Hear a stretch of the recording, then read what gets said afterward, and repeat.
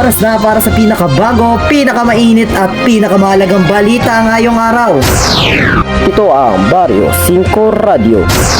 Sa unang timpla na may init na balita, President Bongbong Marcos magpapagawa ng flood control.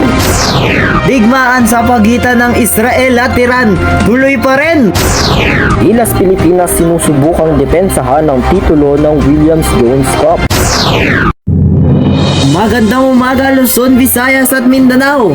Ngayong ika-15 ng Agosto, Biyernes, ako si Renzi Dultra. Ako naman si Jelan Austria, tagahatid ng mga maiinit at buhay na balita. Sa mga detalye ng mga nag-iinit na balita, PBBM magpapagawa ng flood control. Pakinggan sa live sa balitang hatid ni Renzi Dultra.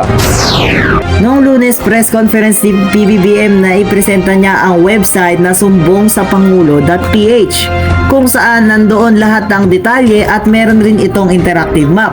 Matatandaan natin na binanggit niya ang tungkol dito nung kanyang ika-4 na State of the Nation address. Nakita rin sa kanyang press conference na merong 9,855 flood control project ang sinagawa simula Hulyo 2022 hanggang Mayo 2025 at nasa 545.64 billion pesos ang ginastos. Renzi Dultra para sa Barrio 5 Radio.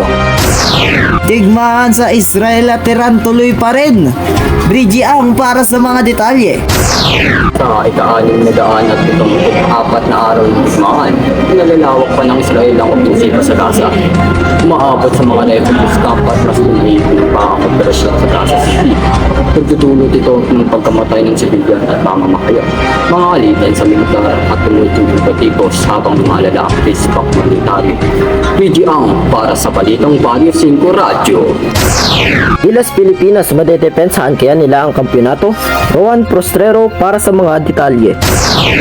Malakas, strong group Philippines. May hirap ang depensa ng kampiyonato dahil wala si Kai Soto upang sumuporta at mag-secure ng bawat bola. Kahit na nakapasok sila sa quarterfinals, wala pa rin kasiguraduhan makakamit nila ang kampiyonato dahil sa pagkatalo sa Taipei noong ika-6 ng Agosto sa puntos na 95-87 at sa New Zealand sa puntos na 94-86. Ako si Roman Postrero para sa mga nagraragasas tungkol sa balitahan.